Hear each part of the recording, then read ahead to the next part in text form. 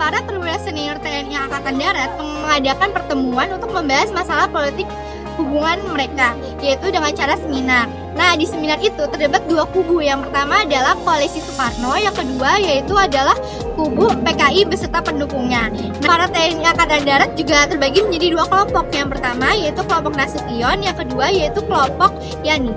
Pada Februari 1964, Panglima Angkatan Darat Jenderal Ahmad Yani meminta untuk melakukan praseminar yang dimaksudkan untuk menganalisis lebih dalam mengenai keterhubungan Pancasila dengan Manipul Usdek, serta mengenai fungsi-fungsi politik bagi angkatan bersenjata, bagaimana posisi angkatan bersenjata membina revolusi.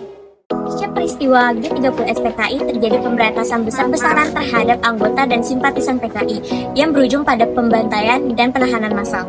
Era ini juga menandai di masanya masa Orde Baru, zaman sebuah periode yang ditandai dengan stabilitas politik, pertumbuhan ekonomi, namun juga pengendalian yang ketat terhadap kebebasan berpendapat dan oposisi. Meskipun membawa stabilitas dalam jangka pendek, dampak jangka panjangnya adalah pengendalian yang lebih ketat terhadap kebebasan berpendapat dan peningkatan kekuasaan militer dalam politik Indonesia.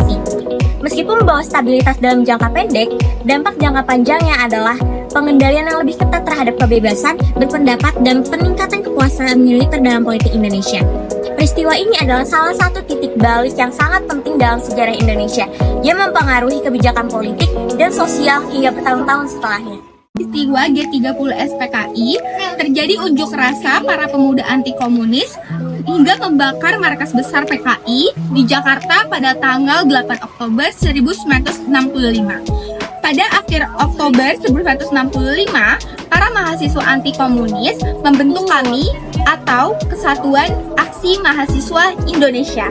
Dengan dukungan dan perlindungan militer, kami berintikan kelompok pemuda Islam, Katolik, dan mantan PSI. Pada 10 Januari 1996, massa yang melakukan demonstrasi mendesak pemerintah untuk segera melaksanakan 3 tuntutan rakyat atau Tritura, yaitu bubarkan PKI, robah kabinet Dwi Korah, penurunan harga. Namun, pemerintah tak memenuhi tuntutan aksi ini, maka unjuk rasa terus terjadi dan meluas. Pada bulan Februari 1966, Soekarno melakukan usaha terakhirnya untuk menyelamatkan demokrasi terpimpin. Pada 21 Februari, ia merombak kabinetnya dengan memberhentikan Nasution sebagai Menteri Pertahanan dan menghapus jabatan Kepala Staf Angkatan Bersenjata. Keadaan ini membuat mahasiswa kembali mengadakan aksi demonstrasi.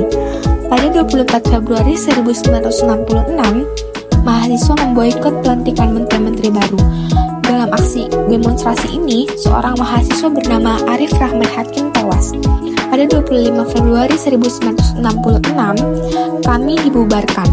Tetapi hal itu tidak mengurangi gerakan-gerakan mahasiswa untuk melanjutkan Tritura.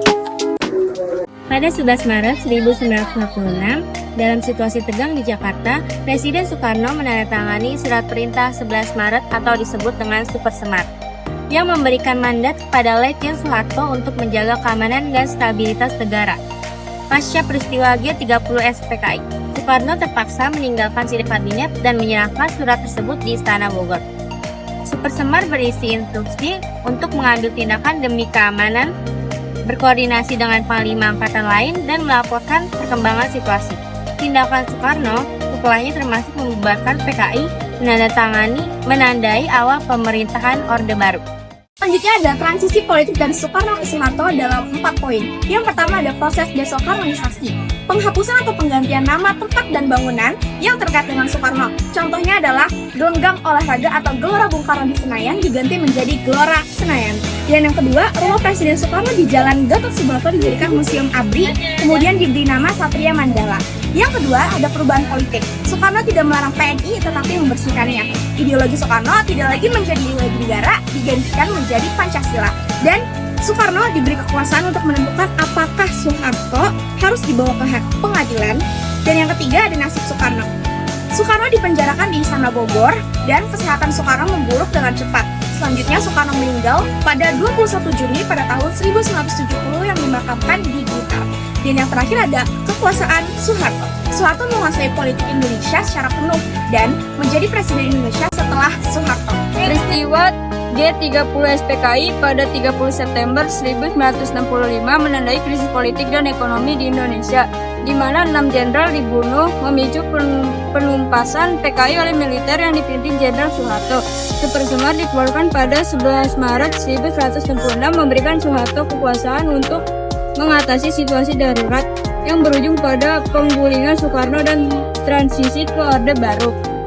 Era ini ditandai oleh penguatan militer, represi terhadap komunisme, dan perubahan orientasi politik luar negeri Indonesia dari pro timur ke pro barat.